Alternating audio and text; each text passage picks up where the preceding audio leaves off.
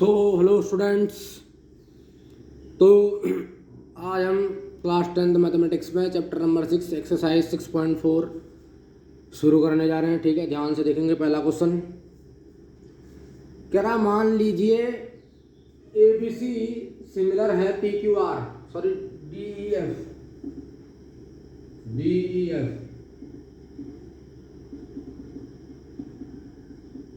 A B C triangle A B C similar है D E F. ठीक है ना।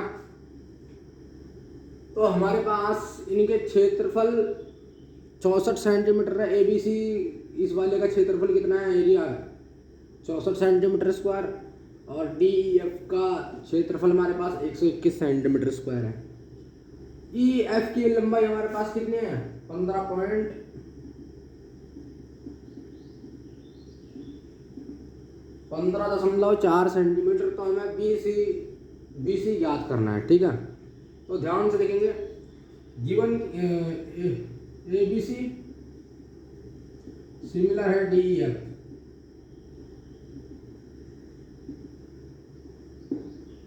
है ना। गिवन ही है ए बी सी सिमिलर है डी ई एफ, तो गिवन ही है। तो जब ए बी सी सिमिलर है डी ई एफ, तो आपने प्रमेय पढ़ी है, प्रमेय 6.6 दो समरूप। तो प्रमेय क्या कह रही है, ध्यान से देखेंगे।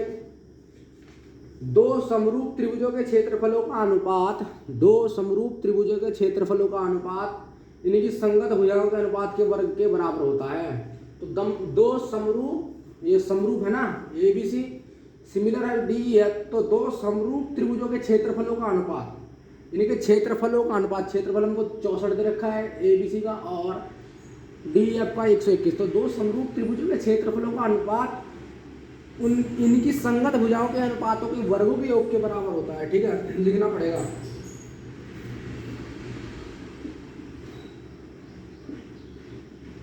दो समरूप त्रिभुजों के क्षेत्रफलों का अनुपात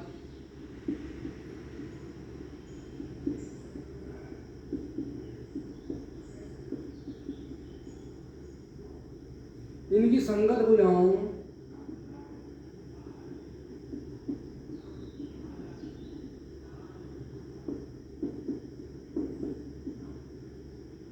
के अनुपात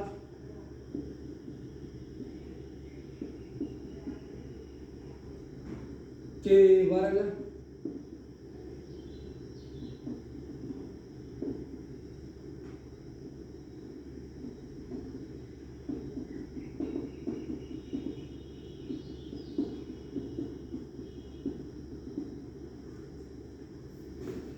तो प्रमेय क्या है, दो समरूप त्रिभुज हैं अगर, तो उनके क्षेत्रफलों का अनुपात, क्षेत्रफल अगर हमारे को दे रखा है, उनके क्षेत्रफलों का अनुपात इनकी संगत भुजाओं के अनुपात के वर्ग के बराबर होता है। यानी कि हम कह सकते हैं एरिया ऑफ, है ना, triangle A B C, ratio करेंगे area of triangle D E F, है ना।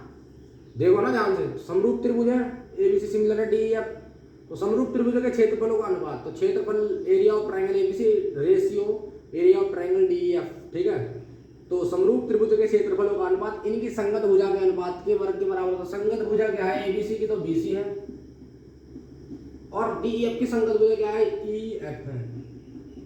तो इसका होल स्क्वायर नहीं कह रहा है, इनकी संगत भुजाओं के अनुपात के वर्गों के योग के बराबर होता है। तो एरिया ऑफ ट्रायंगल एबीसी का क्षेत्रफल कितना है स्टूडेंट, 64 रख देंगे, और डी एफ का कितना है 121 बीसी अपॉन ई एफ की वैल्यू क्या स्टूडेंट हमारे पास 15.4 इसकी होल स्क्वायर।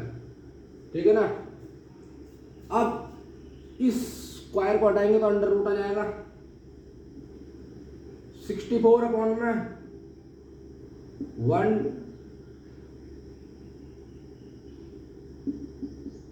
121, तो 20 अपॉन 15.4, तो रूट 64 तो 8 होता है ना, और 121 कितना होता है, 11 होता है। तो 20 अपॉन 15.4 इसको इधर भेजते हैं, है ना। तो 8/11 मल्टीप्लाई 15.4 बराबर 20, ठीक है नहीं। पॉइंट हटाएंगे 10 लग जाएगा। 11 से 154 को काटेंगे तो कितनी बार में, 11 कम 11, 11 तक को 44, तो 14 अट्ठे कितना होता है, 14 अट्ठे 14 की 8 से मल्टीप्लाई करेंगे, 8 से को 32, हासिल लग गए 3, 8 का मान 9 10 11 112, 14 अट्ठे 112 होता है। तो बी सी इक्वल टू हमारे पास 14 गुना 8/10 बचेगा। तो बी सी इक्वल टू हमारे पास 112/10 बचेगा। तो बी सी बराबर हमारे पास 11.2 सेंटीमीटर बचेगा, ठीक है नहीं। तो बी सी की वैल्यू क्या आ गई हमारे पास, 11.2। तो इसको स्क्रीनशॉट ले लीजिए, अगला क्वेश्चन कराते हैं। तो pause at the video, note it down, ठीक है स्टूडेंट्स।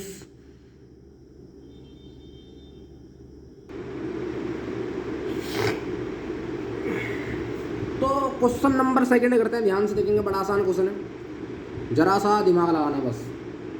तो एक समलंब A B C D, trapezium दे रखा है हमको ए बी सी डी, ठीक है।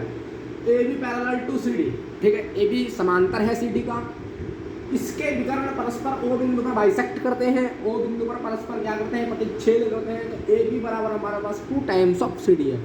तो triangle A O B, triangle C O D के क्षेत्रफलों का रेशियो हमें निकालना है, क्षेत्रफलों का अनुपात हमें निकालना है।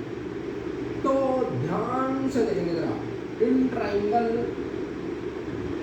ए O B and triangle C O D, है ना। Triangle A O B and triangle C O D, ठीक है। एंगल 1 इक्वल टू एंगल 2, जैसे एंगल 1 एंगल 2 के बराबर है, क्या चीज है, अल्टरनेट इंटीरियर एंगल,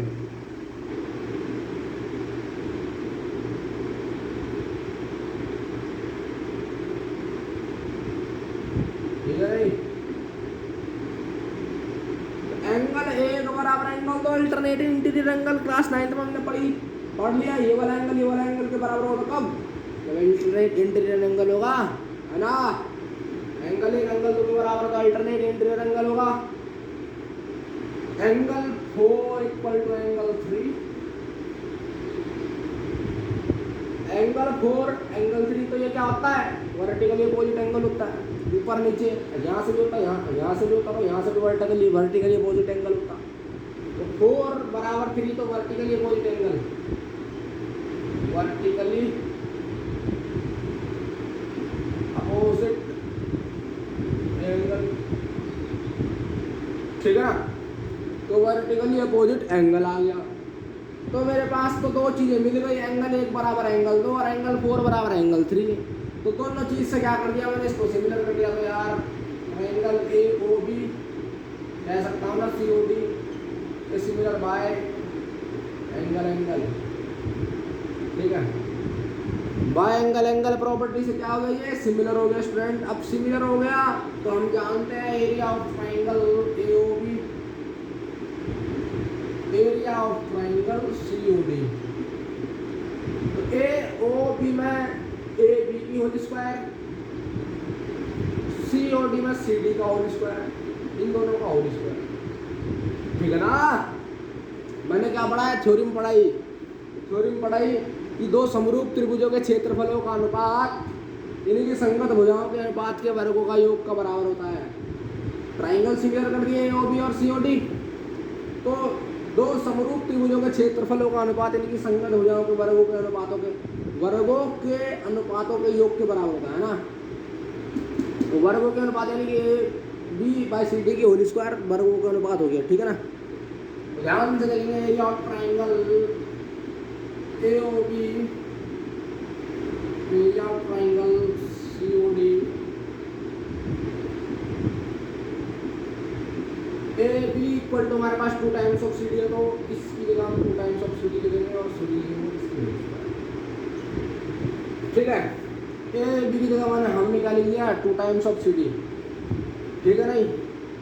फिर एरिया ऑफ ट्राइंगल ABC और area of triangle COD। CD से CD स्टूडेंट्स कैंसिल हुआ तो हमारे पास 2/1 की होल स्क्वायर बचेगी। तो जब 2/1 की होल स्क्वायर बचेगी तो यार 2 की होल स्क्वायर 4, 1 की होल स्क्वायर 1। तो area of triangle ABC ratio area of triangle COD और रेशियो, तो क्या हुआ 4:1 क्या आ गया, इसका क्या आ गया, अनुपात आ गया है ना। त्रिभुजों AOB और COD के क्षेत्रफलों का अनुपात कितना आ गया 4:1। तो बहुत है तो नोटेड डाउन, इसका स्क्रीनशॉट कर लीजिए और इसे उतार लीजिए, अगला क्वेश्चन कराते हैं।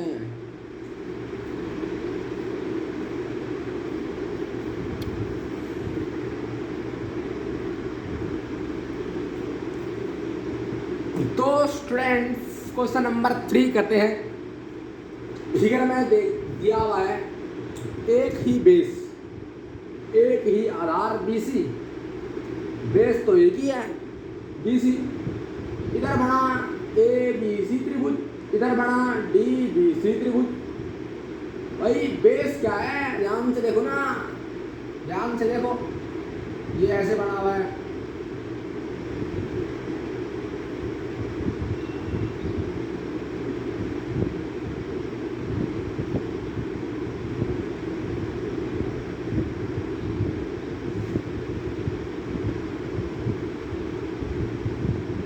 ये ऐसे बना बेस,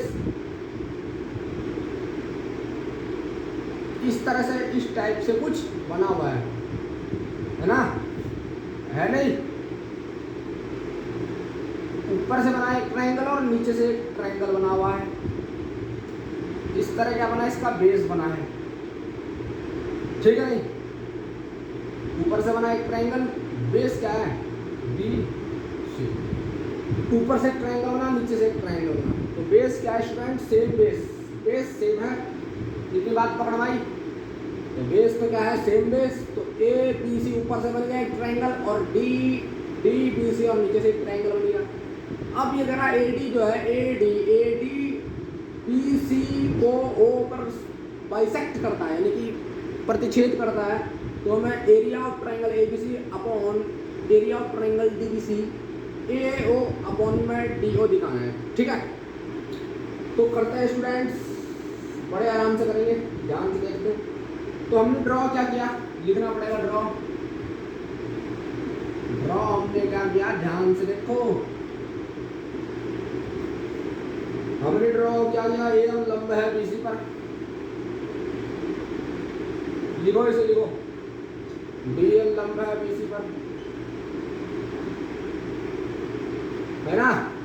हमने रचना क्या करी भाई, AM लंब किस पे है, BC पे ही है, और DN भी लंब किस पे है, BC पे है, क्योंकि सेम बेस है। अब मैं क्या कर रहा हूँ, ध्यान से देखो, in triangle AMO, in triangle AMO and triangle DNO, ठीक है, DAMO DNO, ठीक है।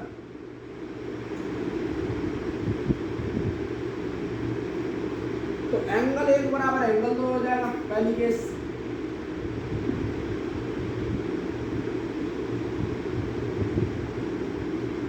और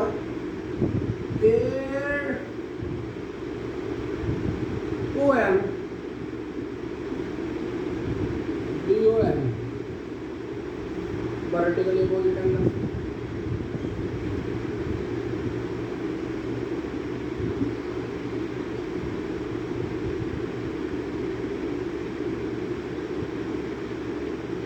दो चीजें में मिल गई, AMO और DNO में एंगल एक बराबर एंगल दो 90 डिग्री, ये 90 डिग्री, ये भी 90 डिग्री। एंगल AOM और DON, AOM और DON वर्टिकली अपोजिट एंगल, यहाँ से और यहाँ से, तो वर्टिकली अपोजिट एंगल, दो चीजें मिल गई। तो यार ये सिमिलर हो गया ट्रायंगल, तो एंगल ट्रायंगल AMO सिमिलर हो गया triangle DNO bye angle, property bye angle angle property से क्या हो गए, क्या हो गया, सिमिलर हो गया। अब ध्यान से देखेंगे, अब ध्यान से देखेंगे तो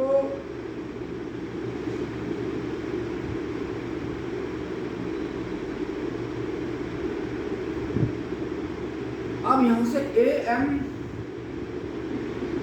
अपॉन में डी एन, ठीक है, ए ओ अपॉन में D O.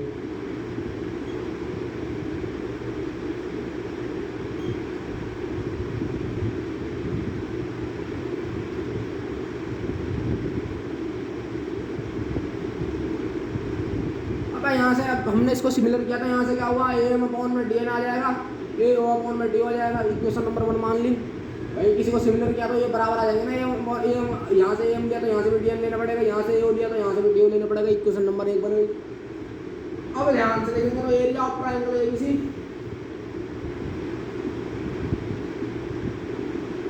Area of triangle DBC,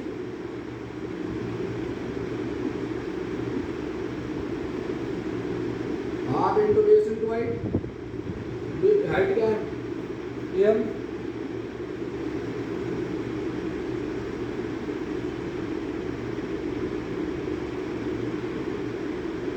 half into base into height D N,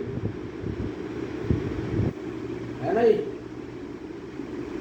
भाई। मैं देख रहा है एबीसी में और डीबीसी में, तो हाफ त्रिभुज का क्षेत्रफल हाफ गुण आधार गुणा 1/2 आधार गुणा होता है। 1/2 आधार क्या है, बेस तो सेम ही है सब जगह, यहाँ सेम बेस पे बना हुआ, तो बेस क्या है बीसी, और यहाँ इसकी एबीसी की हाइट क्या है एम, और यहाँ पर डीबीसी में देखेंगे बेस क्या है बीसी, हाफ ऐसे कैसे रहेगा, और डीएन क्या है इसकी लंबाई, डीएन का लंबाई, हाफ से हाफ कैंसिल, बीसी से बीसी कैंसिल, बचा क्या ए एम अपॉन में डी एन, ठीक है नहीं, ए एम अपॉन में डी एन। तो ए एम अपॉन में डी एन किसके बराबर है, ए ओ अपॉन में डी ओ के, है ना, ए ओ अपॉन में डी ओ। इक्वेशन फर्स्ट, ठीक है,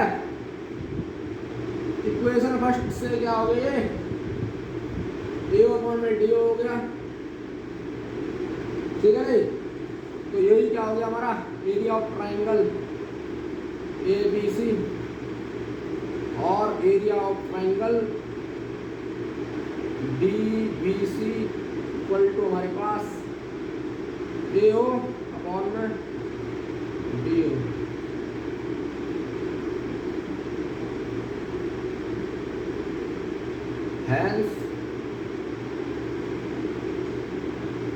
हैंस प्रूफ। सो स्टूडेंट, हमने क्या करा, ए लंबा था किस पर, ड्रॉ किया हमने बीसी पे, और हमने इसको परपेंडिकुलर को हमने ड्रॉ किया, डीएन को परपेंडिकुलर किया बीसी पे। ट्राइंगल देखा हमने एएमओ और डीएनओ, इसको सिमिलर किया, तो सिमिलर करने के लिए एंगल एक बराबर एंगल दो, क्या है एंगल एक बराबर एंगल दो, 90 है, ये 90 ये 90, और दूसरी चीज ए ओ एम और D O N vertically opposite angle, एक यहाँ से बन रहा है एक यहाँ से बन रहा है, ठीक है, तो वर्टिकली अपोजिट एंगल, तो दो चीज़ मिल गई, तो यार सिमिलर हो गया नहीं हो गया एंगल, स्टूडेंट बिल्कुल ऑब्वियसली सिमिलर हो गया। तो यहाँ से हमारे पास क्या मिला, ए एम अपॉन में डी एन, ए ओ अपॉन में डी ओ बराबर आ जाएंगे, ठीक है। तो एरिया ऑफ ट्रायंगल एबीसी और triangle DBC, half into base into height, तो बेस तो सेम है, हाँ है ना, हाइट देखो ए एम अपॉन में डी एन, हाफ से हाफ कैंसिल, बीसी बीसी से बीसी कैंसिल, तो ए एम अपॉन में डी एन, तो ए एम अपॉन में डी एन किसके बराबर है, ए अपॉन में डी ए, तो इक्वेशन 1 से क्या लिखेंगे, ए अपॉन में डी ओ, ए एम की जगह A M upon D N की जगह क्या लिखेंगे, ए अपॉन में डी ए। तो एरिया ऑफ ट्रायंगल एबीसी और area of triangle DBC should be equal to कितना आ गया, ए अपॉन में डी ओ, तो ये काम है, यही हमें प्रूफ करना था, तो हैंस प्रूफ। तो पॉज सेट द फिर नोट डाउन, इसको उतारो, स्क्रीनशॉट ले लीजिए।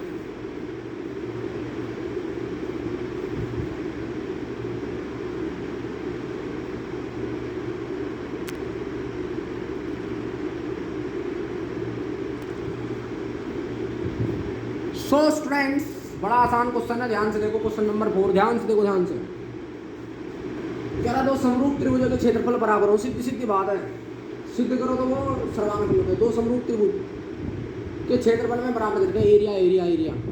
तो मैंने ए बी सी बनाया एक त्रिभुज, और पी क्यू आर मैंने बनाया एक त्रिभुज अपने आप से, मैंने ए बी सी एक त्रिभुज बनाया अपने आप से, पी क्यू आर त्रिभुज बनाया अपने आप से। मैंने इसने क्या रखा भाई, दो समरूप त्रिभुजों के क्षेत्रफल बराबर हो, तो हमें टीपीटी करना है क्या, वे कॉन्ग्रेंस होते हैं, सर्वांग सम होते हैं। सर्वांग सम का मतलब समान होते हैं, समान, सर्वांग सम का मतलब होता है समान, समरूप का मतलब उसी की तरह। सर्वांग सम हमने 9th क्लास में पढ़ा है, ठीक है ना। तो गिवन हमारे पास क्या है,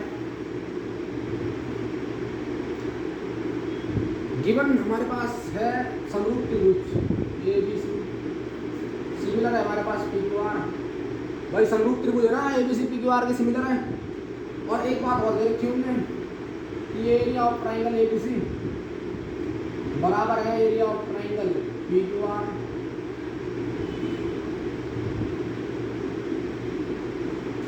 ठीक है नहीं, area of triangle A B C बराबर है area of triangle P Q R. ठीक है ना, ठीक है दोस्तों। अब टू प्रूव हमें क्या करना है, ध्यान से देखेंगे। To prove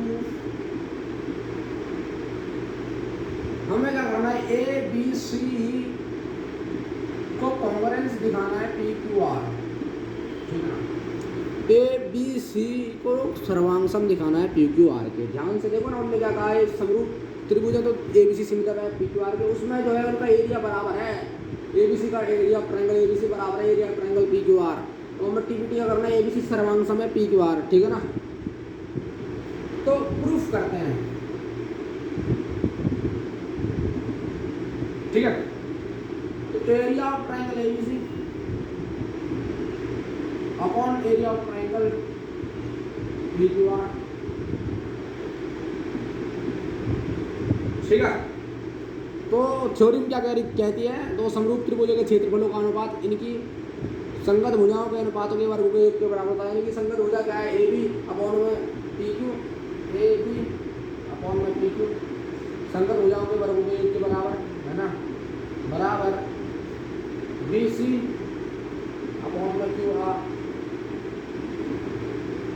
A C upon में पी आर, इसकी होली। ठीक है ना, ठीक है ना, तो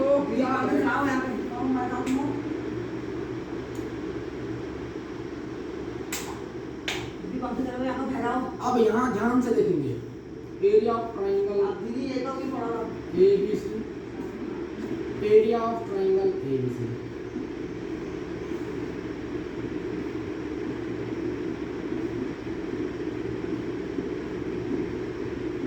ए B upon P whole square.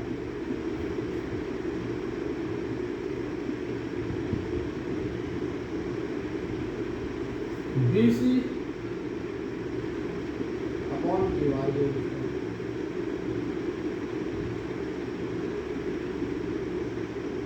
तो area of triangle A B C upon में area of triangle A B C, ये क्योंकि ए बी सी बराबर है ना पी क्यू आर के, तो यहाँ पर लिख दिया मैंने पी क्यू आर की जगह क्या लिख दिया, ए बी सी लिख दिया, इससे कैंसिल हो गया, है कि नहीं। अब ये किसके बराबर आ गया, A B upon P Q whole square 1 के बराबर आ गया। A B whole square is equal to P Q whole square, यानी कि ए बी बराबर क्या आ गया, पी क्यू आ गया। ठीक है ना, बी सी अपॉन में क्यू आर की होल स्क्वायर बराबर आ गया 1। तो इसी प्रकार B C whole square Q R की होल स्क्वायर,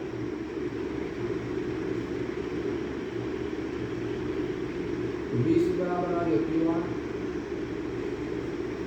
इसी प्रकार ए सी को लेंगे 1 के बराबर, ए सी की होल स्क्वायर पी आर की होल स्क्वायर, ए सी बराबर क्या आ गया, पी आर आ गया। ठीक है नहीं, ए सी बराबर क्या आया, पी आर आ गया। अब इसका मतलब